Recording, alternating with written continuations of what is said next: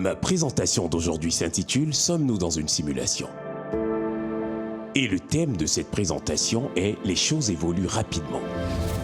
L'objectif de la discussion en général, et surtout pour mon équipe ici à Quantum Gravity Research, et les personnes qui nous soutiennent ici dans notre mission scientifique. Mais c'est aussi pour tous ceux qui regarderont les films, les vidéos qui seront faits à partir d'ici et qui feront suite à notre travail. Une pensée est une chose puissante. C'est quelque chose qui surgit de la conscience et qui peut être très déterminant dans le monde physique. Une horrible pensée s'est manifestée dans les années 40 dans la conscience de certains hommes et a causé la mort de plus de 6 millions de juifs. Une pensée bien plus agréable écrite sur un tableau, l'équation de Schrödinger, a changé le monde et a conduit à la révolution numérique et à une intelligence artificielle plus développée, de sorte que les pensées puissent devenir physiques ou influencer le monde physique. L'hypothèse de l'autosimulation et sa théorie de l'émergence sous-jacente, le cadre de la gravité quantique, sera plus puissante psychologiquement et physiquement que l'une ou l'autre de ces pensées. Il est statistiquement impossible de croire que nous pouvons introduire une nouvelle pensée virale qui change le vecteur de la société si profondément qu'elle définit la façon dont nous évoluons dans le reste de l'univers à partir de ce point. Mais faisons-le quand même. Chaque grand rêve commence par un rêveur. Visez les étoiles, changez le monde. Harriet Tubman, n'ayez pas peur de rêver et d'atteindre l'impossible. Shalane Flanagan, rêvez l'impossible. Sachez que vous êtes né dans ce monde pour faire quelque chose de merveilleux et d'unique. Ne laissez pas passer cette occasion. Donnez-vous la liberté de rêver et de voir grand.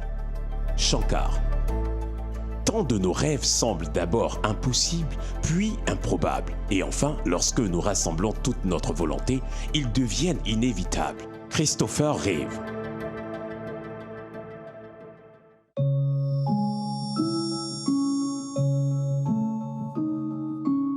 J'ai donc eu l'idée de créer Quantum Gravity Research, ce qui est en soi une chose très improbable, n'est-ce pas? Moi, essayant de penser à créer un groupe de gravité quantique semble aussi probable qu'un plombier décidant de devenir chirurgien du cerveau sans aucune formation. C'est un livre qui m'a amené à rêver grand.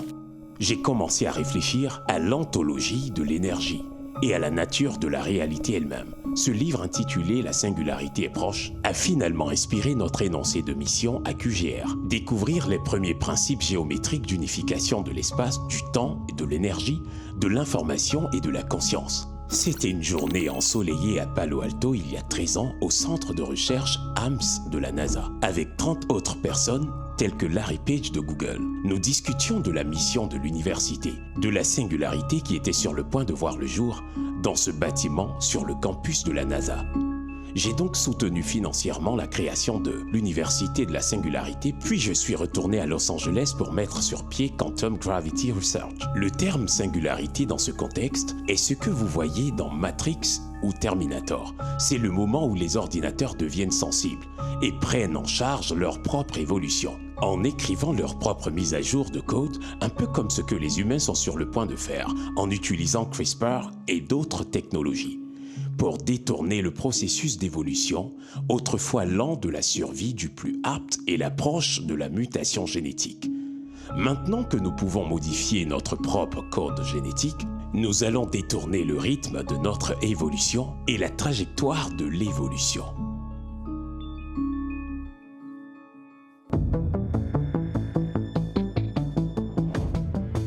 Ces derniers temps, je partage mon temps entre les produits naturels AirRain et Quantum Gravity Research car j'essaie de mobiliser davantage de fonds pour les injecter dans une expansion massive de notre modèle cosmologique et du cadre de gravité quantique qui le sous-tend, ainsi qu'à des travaux connexes tels que ceux sur l'informatique quantique. Plus vous êtes âgé, plus vous avez été exposé à des taux antérieurs de changement exponentiel. Cela vous donne un penchant caché à projeter des dates plus longues que réalistes pour l'émergence d'une telle ou telle technologie ou connaissance. Cet exposé sera édité en quelques vidéos et publié en ligne pour nos abonnés. Le plan est le suivant. Je vais d'abord essayer de nous réveiller avec un peu de tristesse et désolation. Le monde et nos vies personnelles sont très bruyants. Du moins pour moi, c'est facile de s'engourdir, se laisser aller dans un état d'engourdissement face à tous les traumatismes dans le monde et les choses effrayantes, et pratiquement de perdre mes repères en ce qui concerne la sensibilité temporelle des événements en ce monde. Je veux donc instiller en nous un sens encore plus fort de la primauté de la mission ici à Quantum Gravity Research. Je mettrai ensuite en relation notre mission scientifique avec ce changement exponentiel qui fait partie du thème de l'exposé d'aujourd'hui. Puis, je ferai un tour d'horizon des axiomes fondamentaux qui sous-tendent notre travail ici. Et pour finir, je mettrai en corrélation notre approche des architectures de réseaux neuronaux d'apprentissage profond avec l'intelligence artificielle forte. Alors, commençons donc par le tableau le plus sombre. Nous sommes actuellement dans une course à pied entre deux coureurs très rapides qui augmentent progressivement leur vitesse à mesure qu'ils courent vers leur objectif. L'un des coureurs est l'effondrement prochain de notre écosystème et l'autre est la compréhension fondamentale de notre univers. Une compréhension qui peut conduire à une nouvelle cosmologie qui pourrait influencer notre comportement, c'est-à-dire influencer l'autre coureur. Les cosmologies sont des théories globales de la réalité. Elles tentent d'expliquer l'origine de la façon dont nous sommes arrivés ici. Et comme toutes les théories, ce sont des histoires ou des formes de mythes. Nos histoires cosmologiques, physiques, comprennent des philosophies qui sont appelées ontologies. Les ontologies sont des philosophies sur ce qui est réel et ce qui ne l'est pas. Et ces ontologies sur ce qui est réel et ce qui ne l'est pas influencent la façon dont nous nous comportons collectivement. L'une des plus grandes tâches de Quantum Gravity Research est de susciter un débat mondial sur une théorie cosmologique appelée l'hypothèse de l'autosimulation. Quant au côté effrayant de la course entre l'effondrement de la société et le fait de transcender nos comportements destructeurs, nous avons le changement climatique provoqué par l'homme. Cela nous conduit de plus en plus vers l'instabilité politique. Et nous n'avons vu que la partie visible de l'iceberg en termes d'instabilité politique. Par exemple, maintenant que l'Antarctique fond très rapidement, les grandes superpuissances nucléaires s'affrontent pour déterminer qui revendiquera le pétrole et le gaz sous la couche de glace qui fond. L'instabilité politique correspond au niveau de polarisation entre les gens de droite et de gauche. Quand tout va bien, les deux visions du monde vivent dans une paix relative. La dégradation de l'environnement qui entraîne des pénuries alimentaires, la déstabilisation économique due au changement climatique, la croissance démographique et l'oppression vont en s'accélérant. Les temps sont mauvais et vont en empirant.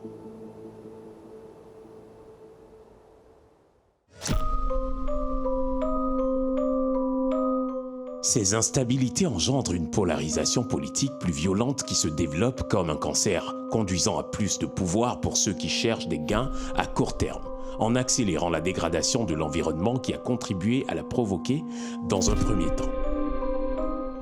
Nous vivons la première guerre majeure en Europe depuis les années 40. Mais cette fois-ci, elle oppose deux superpuissances dotées de l'arme nucléaire.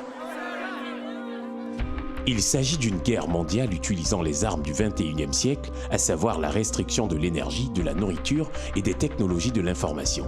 C'est une guerre par procuration des États-Unis et de l'Occident en général contre la Russie. Nous venons de connaître la première pandémie mondiale. Les choses évoluent très vite. Il n'y a jamais eu de pandémie à l'échelle mondiale, mais plutôt des grippes. Et les maladies dangereuses du passé sont apparues à des périodes où les déplacements internationaux par avion étaient inexistants ou très limités. L'extinction des espèces s'accélère de manière exponentielle. Depuis 1972, la pêche industrielle a déjà fait disparaître 90% des grands poissons. L'extinction rapide des récifs coralliens est le phénomène le plus grave dans les océans car ils abritent 25% de la vie marine et les 75% restants en dépendent. Jusqu'à présent, nous avons réussi à tuer 50% des récifs coralliens de la planète et les 50% restants meurent à un rythme beaucoup plus rapide que la première moitié. La réduction de la population des poissons aura un impact sur l'approvisionnement alimentaire mondial, ce qui déclenchera davantage de nationalisme et de totalitarisme qui tendent à favoriser une destruction plus rapide de l'environnement.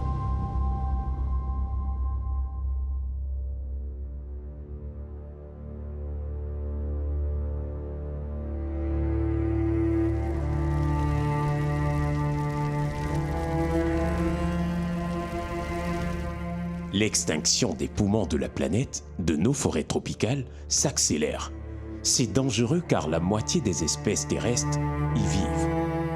Et les arbres ralentissent l'emballement du réchauffement climatique en absorbant et en stockant le gaz à effet de serre.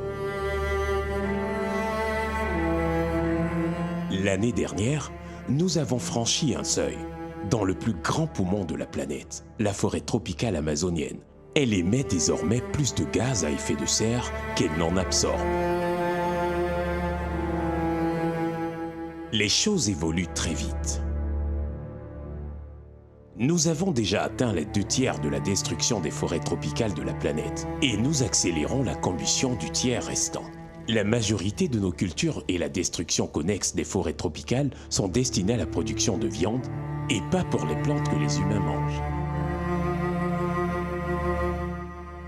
Nous avons récemment dépassé les 40% de biomes terrestres détruits. Et nous l'avons fait principalement pour produire des monocultures qui ne sont pas synergiques avec le reste de la biosphère. Nous brûlons les écosystèmes symbiotiques pour nourrir notre appétit vorace pour la viande. Il y a 10 millions d'espèces ici sur Terre et l'une d'entre elles, nous, vient de détruire 40% de biomes terrestres et travaille à vitesse industrielle pour tuer les derniers 60%. Nous sommes des destructeurs voraces, tout comme les sauterelles.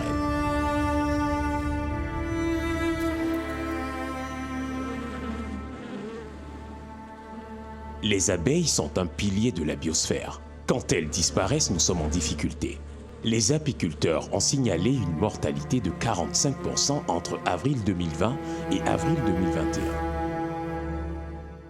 Lorsque la biosphère mondiale atteindra un certain point de non-retour, la société s'effondrera dans un monde de folie. Certains humains survivront, mais ça ne sera pas drôle.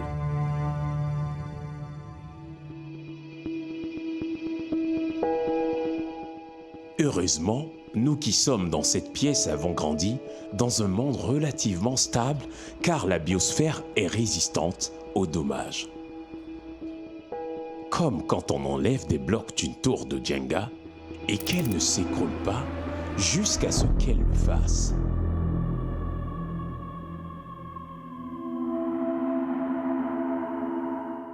Notre croyance globale nous encourage à conquérir la nature. Vous conquérez vos ennemis.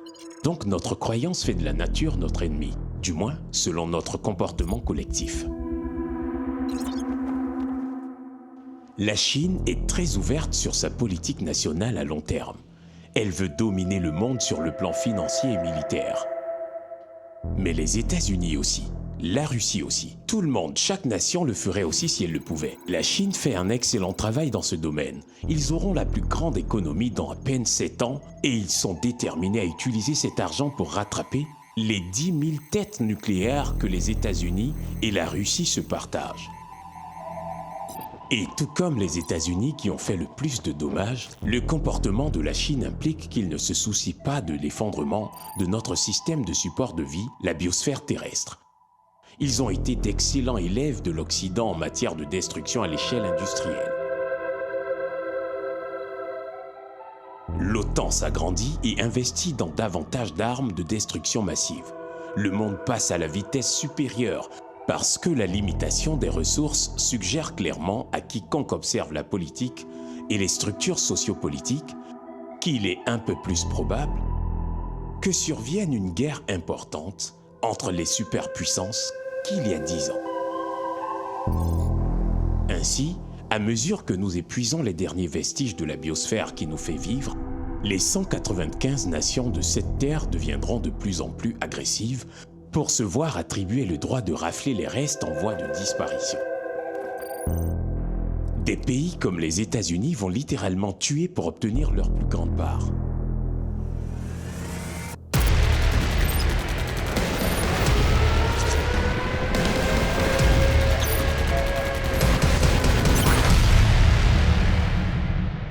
La Troisième Guerre mondiale est-elle envisageable? Cela se joue à plusieurs niveaux. L'humanité va-t-elle changer radicalement son mode de vie à court terme? Le mode de vie actuel est celui dans lequel la nature est notre ennemi à vaincre et à mutiler. L'augmentation du PIB et de la domination financière sur les autres humains est la méthode standard presque sans exception parmi les 195 pays de la Terre. Le principe général des humains et de leurs institutions est le service à soi-même ou à son clan. Il y a peu de services pour les générations futures, pas vrai? On ne pense pas vraiment à un monde meilleur pour nos petits-enfants.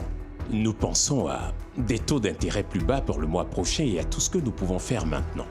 De même, une nation, une tribu ou un groupe de personnes données n'est pas vraiment au service des autres tribus, nations ou groupes de personnes. Par conséquent, cette attitude qui consiste à se concentrer sur soi-même ou sur le groupe, sur son propre groupe, est à peu près la principale caractéristique politique unificatrice des États-Unis, de la Chine, de la Russie et des 192 autres pays. Conquérir la biosphère à tout prix et se dépêcher parce que d'autres en profitent déjà et qu'on ne peut pas rester sur le carreau. L'égoïsme assorti d'un sentiment d'urgence, c'est comme ça que cela se décrirait. Prenons par exemple le fait de piller. Cela décrit très bien cette attitude. Il faut piller avant que les autres ne s'en emparent. Ou avant que les flics n'arrivent. Il faut y aller et piller tant que c'est possible. La course s'accélère pour se disputer les ressources terrestres et océaniques qui s'amenuisent. Que ce soit l'énergie sous la forme de calories, de combustibles fossiles ou d'éléments tels que le néodyme qui sont utilisés dans les hautes technologies.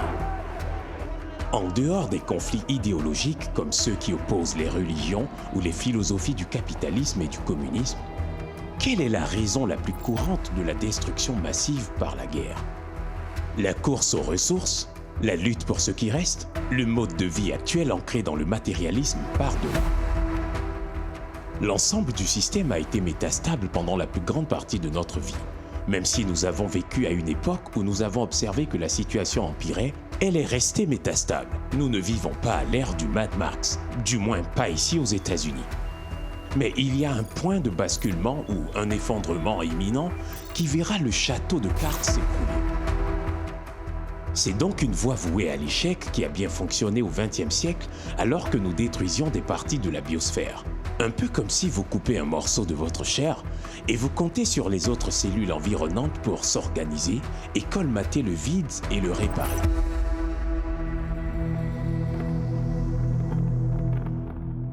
À présent, nous en sommes aux derniers blocs cruciaux du jeu Jenga, et les superpuissances se préparent mentalement et physiquement à la guerre. La recherche effrénée du nationalisme mondial montre que le gouvernement et l'élite ne sont pas les seuls concernés. Les populations sont celles qui détruisent la biosphère et qui soutiennent les nationalistes et les dictateurs qui font des lois non seulement pour le permettre, mais aussi pour le promouvoir. Nous sommes dans un compte à rebours qui n'est plus multigénérationnel, mais à l'échelle de nos vies. Hollywood nous a proposé toutes sortes de films apocalyptiques. On a eu droit à des apocalypses d'origine virale, des apocalypses liées au réchauffement climatique, des apocalypses nucléaires, des apocalypses socio-économiques et des apocalypses liées à la pénurie alimentaire. La seule que j'ai laissée de côté est celle des zombies.